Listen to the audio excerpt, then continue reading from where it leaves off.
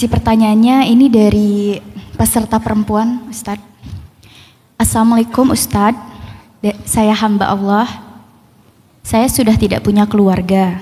Ayah, mama, dan semua anggota keluarga saya sudah meninggal. Saya tidak punya pasangan dan juga tidak punya teman. Saya tidak suka keadaan ini Ustadz. Saya marah pada keadaan ini, kepada lingkungan dan kepada Allah. Saya lelah Ustadz, saya mau nyerah. Saya nggak suka hidup di antara orang-orang jahat. Kok sedih? Tapi sebelum saya mati, bisakah tolong bantu saya supaya berhenti marah sama Allah Ustadz? Terima kasih. Saya jawab dengan angle pengalaman pribadi ya. Walaupun saya nggak pernah pengen mati sih. Tapi maksudnya apa yang bikin kuat ketika diuji? Apa yang bikin kuat ketika diuji?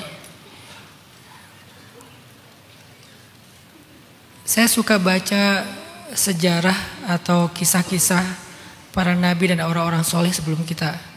Khususnya ujian-ujian hidup mereka yang berat. Makanya Allah bilang di dalam surat Al-Ankabut, وَلَقَدْ فَتَنَّا الَّذِينَ مِنْ قَبْلِهِمْ. Kami juga menguji orang sebelum mereka. Di dalam surat Al-Baqarah, massadhumul ba'sa wad-dharra wazulzilu. Mereka diuji dengan ujian fisik, diuji dengan ujian harta, diuji dengan ujian perasaan, diguncang. Saya suka baca tentang kisah-kisah mereka, tiba-tiba saya malu. Karena ketika saya membandingkan kisah saya dengan kisah mereka, saya nggak ada apa-apanya. Dan saya malu. Dengan kisah ujian seberat itu, mereka adalah hamba-hamba yang selalu memuji Allah. Hamba-hamba yang selalu bersyukur kepada Allah. Hamba-hamba yang selalu berbaik sangka kepada Allah. Dan yang ketiga, akhirnya saya jadi tahu, dengan cara itulah ending dari kisah mereka itu adalah kebaikan. Para nabi, para solehin, ending kisah mereka itu semuanya baik. Kenapa? Karena memilih sikap tadi, sikap sabar, berbaik sangka sama Allah, masih memuji Allah, masih taat pada Allah, endingnya baik. Saya nggak kenal satupun dari mereka yang endingnya buruk. Hatta Sayyidah Asiyah yang dipaksa nikah sama Firaun, meninggal di tiang atau di pohon korma yang disalib, tapi meninggalnya dalam keadaan tersenyum karena Allah buka tabir hijab surga di hadapannya. Hatta Masyitah yang dibakar hidup-hidup, tapi kuburannya wangi ketika Nabi Isra dan Mi'raj. Hatta Habib An-Najjar yang ada dalam surat Yasin, yang dia bilang, ya laita qaumi ya'lamun bima ghafara li rabbi wa ja'alani minal mukramin. Ketika dia terbunuh gara-gara membela para nabi, dia meninggal di dalam kubur, dia bilang, aduhai seandainya kaumku tahu betapa nikmatnya hidup aku setelah mati gara-gara aku membela kebenaran. Aku pengen hidup lagi, pengen ngasih tahu ke mereka. Jadi orang yang syahid itu pengen hidup lagi, mati lagi, hidup lagi, mati lagi, saking nikmatnya syahid. Ketika saya baca kisah-kisah mereka, saya jadi malu dengan kisah saya. Oh, kisah saya gak ada apa-apanya dibandingkan Nabi. Lahir gak punya ayah, kemudian ditinggalkan ibu, ditinggalkan kakek, yatim piatu, gak punya saudara. Pamannya miskin, anaknya banyak sehingga harus survive sendiri. Menikah di usia dewasa, kemudian ketika lagi susah-susahnya istrinya meninggal. Sebelumnya setiap punya anak laki-laki meninggal, punya anak laki-laki meninggal. Setelah istrinya meninggal, anak-anaknya juga meninggal. Yang tersisa cuma Sayyidah Fatimah. Artinya Nabi juga sering akrab sekali dengan kehilangan. Belum lagi nabi-nabi yang lain. Nabi Ayub yang sakitnya sekian belas tahun. Nabi Zakaria, Nabi Ibrahim gak punya anak 50 tahun. Nabi Zakaria yang dibelah dua, digergaji. Nabi Nuh yang berdakwah kepada kaumnya, kepada keluarganya 950 tahun. Tapi dimusuhin sama keluarganya, sama anaknya sendiri. Pas saya baca kisah mereka saya jadi malu. Gak ada apa-apanya kisah saya dibandingkan mereka. Saya juga jadi malu. Kok mereka masih bersyukur sih? Kok mereka masih bisa memuji Allah sih? Kok mereka bisa berbaik sangka kepada Allah sih? Dan yang ketiga, saya jadi tahu ternyata justru dengan cara begitu ending kisah mereka semuanya baik. Yang kedua, saya belajar untuk membandingkan diri saya dengan Gaza, Palestina.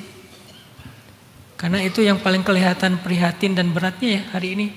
Kayaknya agak sulit kita membandingkan dengan yang lain. Memang di Indonesia ada orang susah. Di Afrika ada orang susah. Di mana-mana ada orang susah. Tapi rasanya kalau ngelihat Gaza, semua kesusahan ini jadi gak ada apa-apanya. Apalagi kita pribadi. Ngelihat anak kecil. Kebayang gak sih kalian anak kecil bayi di Gaza udah kehilangan semua keluarganya. Tapi ketika saya baca sejarah dulu ada juga bayi kayak gitu namanya Saifuddin Qutuz. Ayah ibunya dibunuh sama Mongol. Keluarganya dibantai sama Mongol, orang Khawarizmian. Khawarizmian kalau sekarang itu daerah-daerah Iran, Kazakhstan, Uzbekistan, daerah-daerah situ dibantai keluarganya sama Mongol. Yang selamat cuma satu anak kecil namanya Saifuddin Qutuz. Lalu dia diperjualbelikan sebagai budak sampai dia jadi budak di Mesir. Lalu dia mendirikan sebuah kerajaan budak namanya Mamluk. Mamluk itu artinya budak.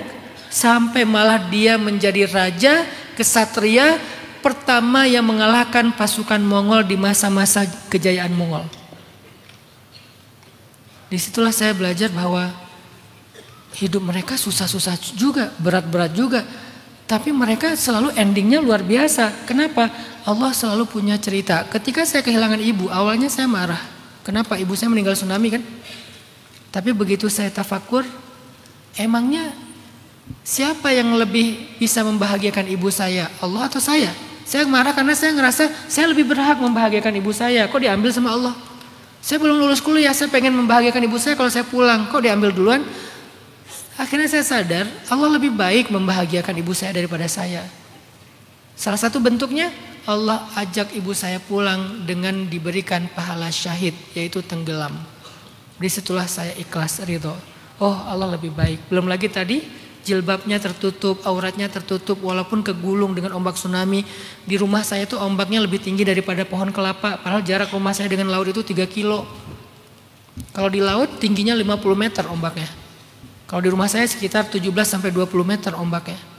Kegulung di dalam ombak itu bukan air gini, airnya tuh gini kayak blender. Tapi jilbabnya tertutup. Harusnya kan kebuka semua, tapi ketutup. Allah menjaga aibnya. Oh di situ saya paham, saya ikhlas, saya ridho. Jadi saya sering membandingkan diri saya dengan orang yang jauh lebih berat, baik dalam sejarah yang ada di sekitar kita, sehingga saya ngerasa saya bukan apa-apa dibandingkan mereka. Tapi kalau saya bandingkan dengan orang yang lebih menurut saya kelihatannya lebih bahagia, saya akan berputus asa. Padahal kebahagiaan dan ujian itu musim. Kalau sekarang kita lagi susah, memang musim susah. Nanti ada musim bahagianya, gak susah-susah terus. Itu yang saya pahami. Semoga dengan baca kisah Nabi, ngelihat Gaza, ngelihat sekitar kita banyak orang susah juga, mbaknya bisa sedikit diberikan kesabaran oleh Allah. Dan yakinlah kesudahan itu wal aqibatu lil muttaqin. Kesudahan yang baik itu hanya bagi orang yang bertakwa.